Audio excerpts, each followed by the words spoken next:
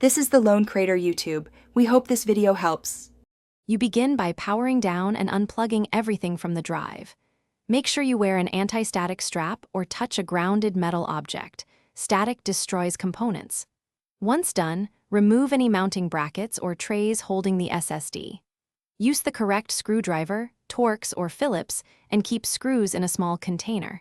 You want clear access without forcing plastic clips. These initial steps prevent damage and set you up to safely open the enclosure for inspection or replacement.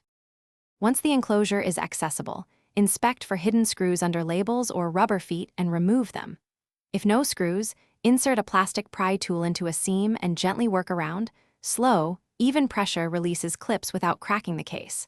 Make sure to lift one edge slightly as you pry so internal cables don't tension. After clips or screws are cleared, unscrew the PCB mounting points. You want to expose the circuit board without bending it, so proceed with care and steady hands. You now disconnect the SSD connector. Pull straight out while noting orientation so reassembly is painless. Inspect the PCB and connector for bent pins, corrosion, or debris. Clean with compressed air if needed. Once out, handle the drive by edges and avoid touching chips. To finish, reassemble the case in reverse order, securing screws and clips. If the drive isn't recognized after reassembly, make sure connectors are seated. Try a different cable or port, and test the SSD in another system to isolate. Thanks for watching. Consider subscribing if we helped you.